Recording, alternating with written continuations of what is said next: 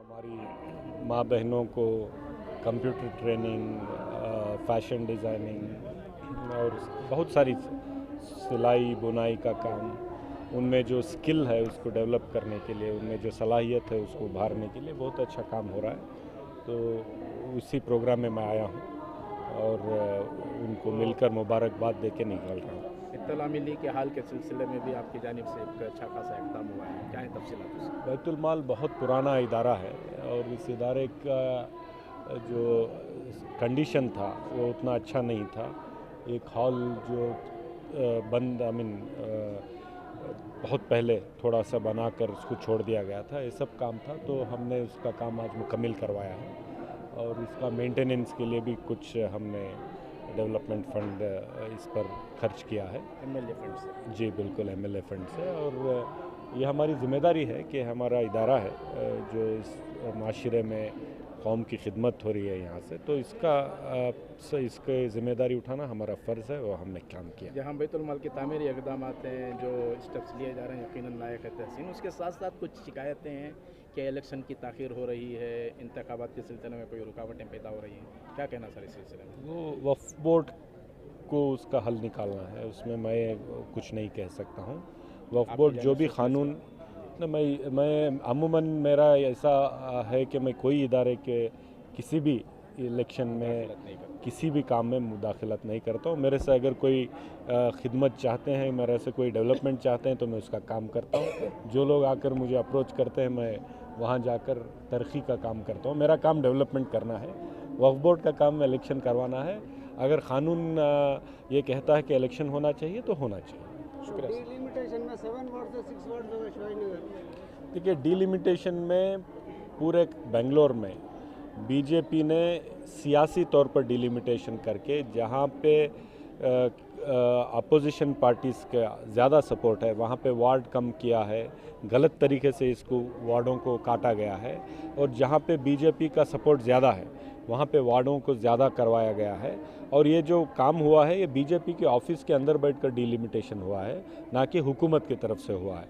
तो इसका हम डटकर इसका मुकाबला करेंगे, इसका हम ऑब्जेक्शन रेज करेंगे। क्या होंगे सर? बिल्कुल, अभी हम स्टडी कर रहे हैं कि किस तरीके से, किस अनसाइंटिफिक तरीके से डिलिमिटेशन हुआ है और सिर्फ इलेक्शन जीतने के लिहाज से हुआ है, ना कि बेंगलुरु शहर की तरक्की के लिए कोई काम। इससे कोई फायदा बीजेपी इलेक्शन जो है पहले ही मुलतवी हुए हैं, इस तरह के इक़दाम से और मुलतवी होने के भी इम्कानात रहेंगे तो क्या सूरत रहेगी? पता नहीं, हुकूमत के हाथ में है करना नहीं करना।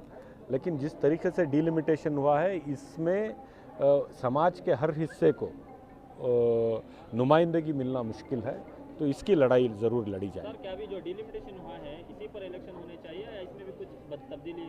नहीं, गलत तरीके से डिलिमिटेशन हुआ है। हम कह रहे हैं कि बीजेपी को इसको सही करें और हुकूमत की तरफ से सही हो। ये बीजेपी के ऑफिस में बैठकर डिलिमिटेशन करेंगे तो हम इसको मानने वाले नहीं हैं। लेकिन जो भी कैसे भी आप डिलिमिटेशन करेंगे, शिवाजी नगर हल्के में और बेंगलुरु शहर में कांग्रेस ही जीतेगी, ये मैं बीजेपी से मैं कहना चाहूँगा। हल्कों में जो है 14 वार्ड्स बनाए गए हैं सर, जबकि वहाँ पर इतनी तादाद भी नहीं है। सिर्फ और सिर्फ जहाँ पे बीजेपी का सपोर्ट ज़्यादा है वहाँ पे वार्ड बढ़ाकर, जहाँ पे कांग्रेस का सपोर्ट ज़्यादा है वहाँ पे घटाना, ये सिर्फ सियासी हथकंडे हैं। इससे बेंगलुरु शहर को कोई फ़ायदा होने वाला नहीं है। आप अगर बीबीएमपी का कॉरपोरेशन का इलेक्शन कर रहे हैं लोगों की खिदमत करने के लिए और बेंगलुरु शहर को डेवलपमेंट करने के लिए है, तो इसमें कहाँ का डेवलपमेंट है? ये तो बीजेपी ऑफिस में बैठकर जब किया जाता है ये सोच करके कांग्रेस को कैसे हराया जाए, इससे बेंगलुरु शहर का फ़ायदा कहाँ से होने वाला है? बीजेपी को फायदा होगा सर जो डिलिमिटेशन? कोशिश तो उनकी पूरी हो रही है, लेकिन हम ये होने नहीं देंगे। शुक्रिया। यहाँ से रन दे मेरे जी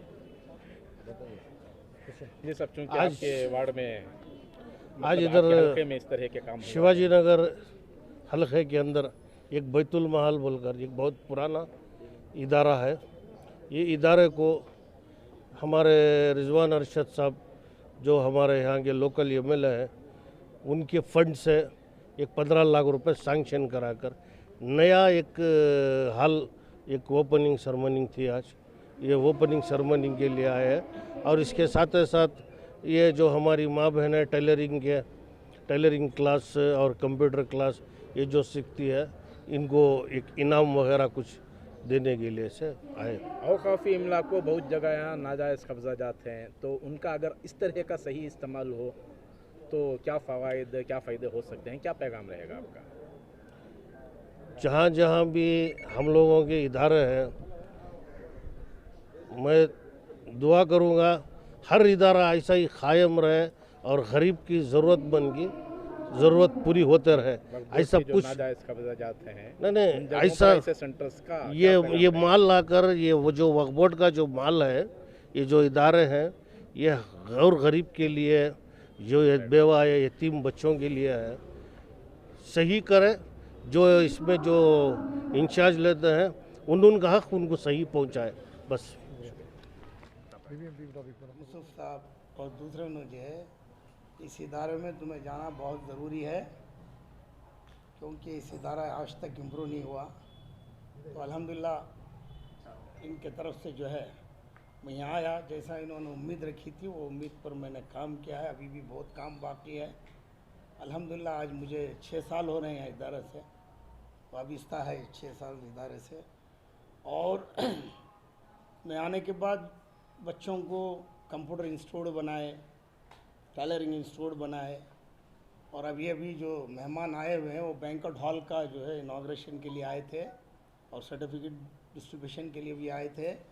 तकरीबन 1800 बच्चे यहाँ से जो है कंप्यूटर टेलरिंग सीख कर चले गए, अल्हम्दुलिल्लाह।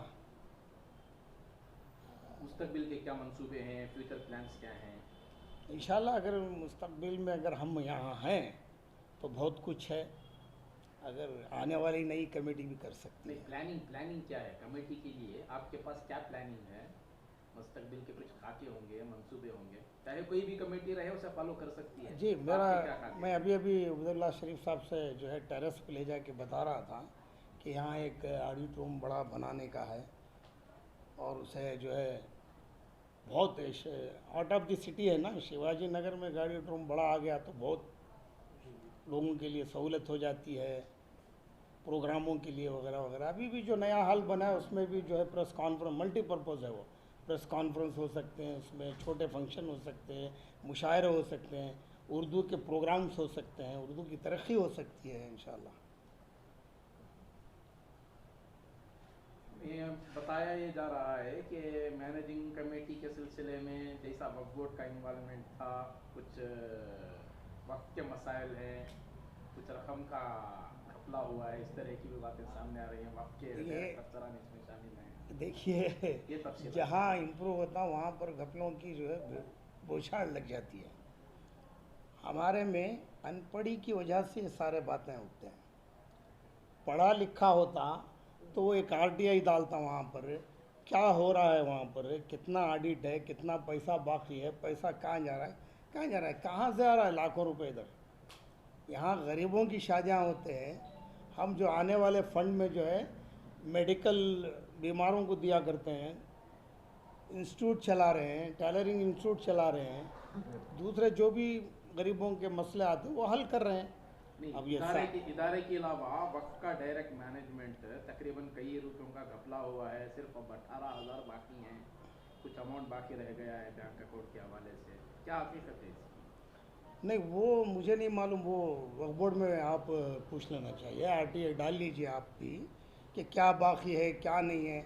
अब वो जो इलेक्शन कराने वाले थे, आए थे यहाँ पर, उन्होंने पैसा लेकर चले गए, तो 6 लाख रुपयों का कुछ वो नहीं, बाद में उन्होंने डाला है, 4 लाख डाले हैं, 3 लाख डाले हैं, उसके बाद अभी तक कोई पैसा नहीं डाले हैं। इस सिलसिले में 8 दिन पहले इंक्वायरी भी आई थी, वो मैंने सब बता दिया। तो मैनेजमेंट का इस सिलसिले में क्या कहना है, क्या पैगाम रहेगा? अल्हम्दुलिल्लाह मैनेजमेंट पूरे तरीके से एकदम वाइट है। कुछ भी अगर वो पूछेंगे तो उसको हम बाकायदा जो है हिसाब किताब तैयार है, ऑडिट रिपोर्ट तैयार है, सारी चीज़ें तैयार हैं।